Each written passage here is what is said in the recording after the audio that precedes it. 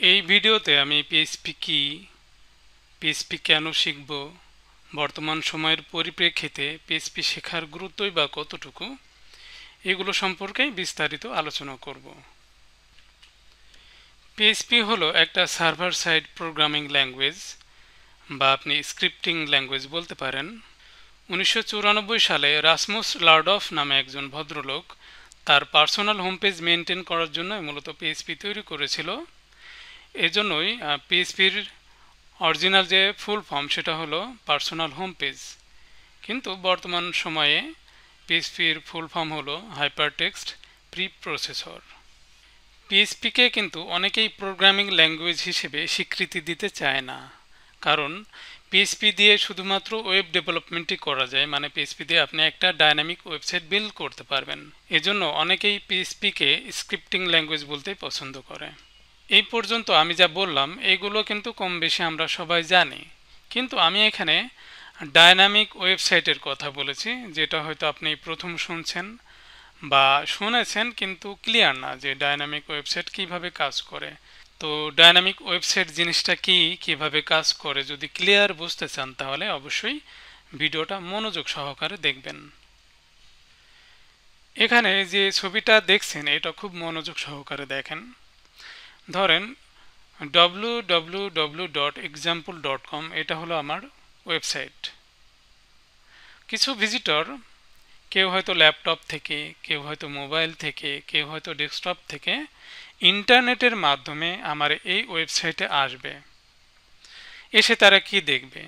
ওয়েবসাইটে হয়তো কিছু কন্টেন্ট আমি এই সব ভিজিটরকে দেখাবো যারা আমার এই সাইটে আসবে।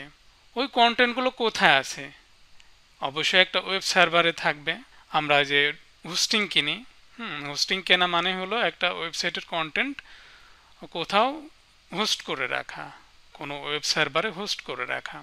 তো এই সার্ভারের সাথে এই যে ওয়েবসাইট কিন্তু লিঙ্ক করা থাকে, মানে এই যে ভিজিটরগুলো ওয়েবসাইটে আসছে, তো যেহেতু ওয়েবসাইটের সাথে সার্ভারে একটা লিঙ্ক আছে, আমার হোস্টিংয়ের সাথে লিঙ্ক আছে, ওই ভিজিটরগুলো এই সাইটে আসলে এখানে যে কন্টেন্টগুলো তারা দেখবে সেই কন্টেন্টগুলো কিন্তু এই সার্ভারে আছে।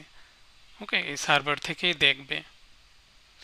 এখন এই কন্টেন্টগুলো আমি চাইলে স্ট্যাটিক রাখতে পারি। স্ট্যাটিক বলতে ধরেন একটা HTML ফাইলের ভিতরে হয়তো আমি ম্যানুয়ালি কন্টেন্টগুলো, টেক্সট কন্টেন্ট হোক বা ইমেজ হোক, যাই হোক, ম্যানুয়ালি একটা HTML ফাইলের ভিতরে সেগুলোকে রেখেছি, ওইগুলোই হয়তো দেখবে। তো ওইগুলো হলো স্ট্যাটিক। ওইটা আমি যখন চেঞ্জ করতে যাব তখন ওই HTML ফাইলটা আমাকে আবার এডিট করা লাগবে। ওই HTML ফাইলের ভিতরে কিন্তু HTML কোড আছে, তো ওর ভিতরে ঢুকে আমার এই কন্টেন্টগুলো ঠিকঠাকভাবে চেঞ্জ করা লাগবে। তার মানে আমার কোডও কিন্তু জানা থাকতে হবে। আমি যদি কোড না জানি তাহলে ভুল হলেই আমার প্রবলেম হয়ে যাবে সাইটে। তার মানে স্ট্যাটিক ওয়েবসাইটের কন্টেন্ট হলো স্ট্যাটিক অবস্থায় থাকে। অপরদিকে ডায়নামিক ওয়েবসাইট তাহলে কি?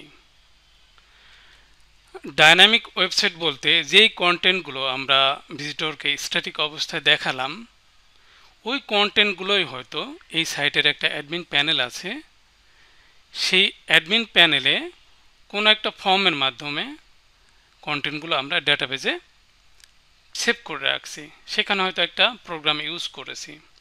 আবার ওই সেম প্রোগ্রাম ইউজ করেই কিংবা অন্য একটা প্রোগ্রাম ইউজ করেই ওই যে অ্যাডমিন প্যানেল থেকে ডাটাগুলো ডেটাবেজে সেভ করছি, ওই ডাটাগুলো আবার একটা প্রোগ্রাম ইউজ করে ডেটাবেজ থেকে এনে ভিজিটরকে দেখানো, এটা হলো ডায়নামিক ওয়েবসাইট। তাহলে ডায়নামিক ওয়েবসাইট যখন আমরা বানাই, ওই কন্টেন্টগুলো যখন আমরা আবার এডিট করতে চাই বা চেঞ্জ করতে চাই কিংবা ডিলিট করতে চাই, তখন কিন্তু আমাকে আর কোনো কোডের ভিতরে বা কোড ফাইলের ভিতরে ঢোকা লাগে না। চেঞ্জ করব কোথা থেকে? এই সাইটে যে অ্যাডমিন প্যানেল থাকবে সেই অ্যাডমিন প্যানেলে ওই কন্টেন্টটা যেখানে আছে ওইটা কিন্তু আমরা দেখতে পাবো। ওখানে গিয়ে এডিট করব, সেখানে একটা ফর্ম আসবে, ফর্মের মাধ্যমে এডিট করে সেটাকে আপডেট করে দেব। এটা সব অটোমেটিক হবে। এটা হলো ডায়নামিক ওয়েবসাইট। তো আশা করি বুঝতে পেরেছেন। আমি চেষ্টা করেছি যে সহজে বুঝিয়ে দিতে। অনেকেই বলতে শুনবেন যে পিএইচপির দিন শেষ, পিএইচপি ডেড, পাইথন ছাড়া ভাত নাই এরকম বলতে শুনবেন, হয়তো আপনিও তাদের ভিতরে একজন। কিন্তু আমি বলছি মনোযোগ দিয়ে শোনেন যে এই সব কথাগুলো যারা বলে তাদের অ্যাকচুয়ালি প্রোগ্রাম সম্পর্কে কোনো ধারণাই নাই, কিংবা হয়তো নতুন শিখছে। ওই যে বলে না যে অল্প বিদ্যা ভয়ঙ্করী, হয়তো অল্প একটু শিখে নিজেকে মনে করে যে সে অনেক বেশি জেনে গেছে। কারণ আপনি ভাবেন যে পিএইচপি 1994 সালে তৈরি হয়েছে আর আজকে হলো 2022 সাল, অথচ এর জনপ্রিয়তা কমেনি বরং আরও বাড়ছে। কারণ ভালো ভালো অনেক সিএমএস আছে, যেমন ওয়ার্ডপ্রেসের কথা না বললেই না, তারপরে ম্যাজেন্টা আছে, জুমলা আছে, দ্রুপাল, এরকম বিভিন্ন সিএমএস আছে। আবার অনেক ফ্রেমওয়ার্কস আপনি দেখবেন, বিশেষ করে লারাভেলের পপুলারিটি কিন্তু দিন দিন বাড়তে আছে। তারপরে কোড ইগনিটার আছে, কেক পিএইচপি আছে, সিম্ফনি আছে, এরকম অনেক ফ্রেমওয়ার্ক আছে যেগুলো পিএইচপি দিয়ে তৈরি। আর এসব সিএমএস বা ফ্রেমওয়ার্কস যে কোনো একটা যদি আপনি শিখতে চান তাহলে কিন্তু আগে পিএইচপি বেসিক ভালো করে জানতে হবে। আপনি বিশ্বাস করেন বা না করেন, বর্তমানে যত ওয়েবসাইট আছে তার 70% মানে 70% উপরের ওয়েবসাইট কিন্তু পিএইচপির উপরেই চলছে।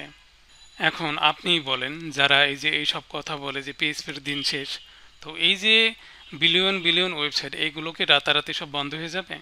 তাছাড়া ফ্রিল্যান্সারদের কথাই ভাবেন, এরা কিন্তু $5 দিয়ে একটা ওয়েবসাইটের কাজ করে দিচ্ছে, $10 দিয়ে করে দিচ্ছে, $20 দিয়ে করে দিচ্ছে।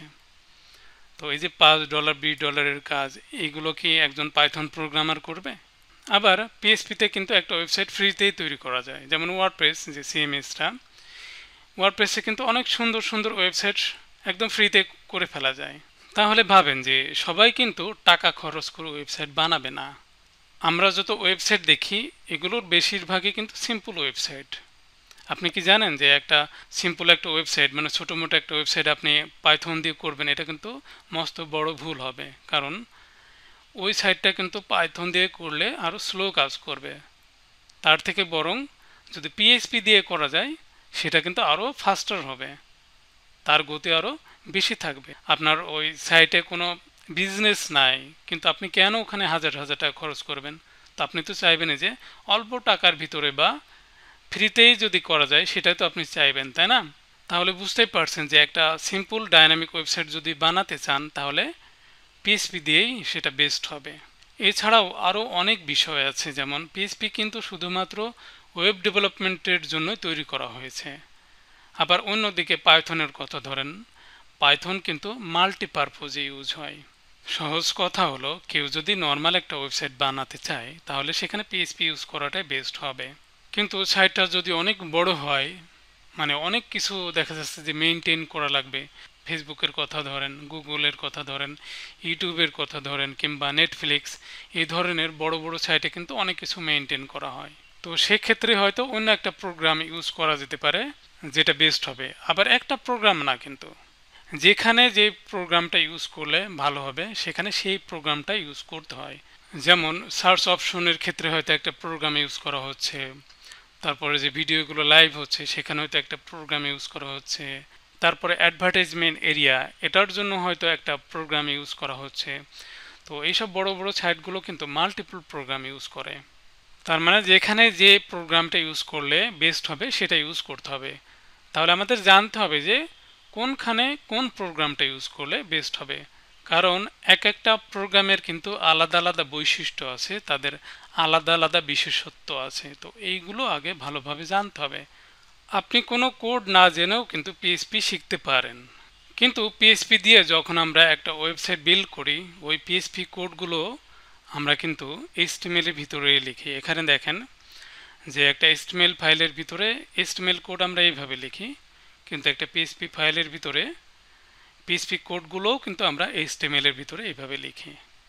তার মানে বুঝতেই পারছেন যে পিএইচপি কোড এইচটিএমএল এর ভিতরেই লেখা যায়। তো আমি যখন শেখাবো তখন কিন্তু এইচটিএমএল এর ভিতরে পিএইচপি কোড কিভাবে লিখতে হয় সেগুলোও কিন্তু শেখাবো। এজন্য আমি চাই যে আপনি এইচটিএমএলটা একটু ভালো করে জানেন। তবে সিএসএস জাভাস্ক্রিপ্ট এখন না জানলেও চলবে, কিন্তু যদি এইচটিএমএল না জানেন, এইচটিএমএল একটু কষ্ট করে জেনে আসেন। আমার চ্যানেলে এইচটিএমএল এর উপরে টিউটোরিয়াল আছে, সেগুলো দেখে আসেন একটু কষ্ট করে। আর যদি ভিডিওটা ভালো লেগে থাকে তাহলে অবশ্যই ভিডিওতে একটা লাইক দিবেন এবং শেয়ার করে দিবেন। আর এরকমই ভিডিও যদি আরও পেতে চান তাহলে আমার চ্যানেলটাকে সাবস্ক্রাইব করে রাখুন।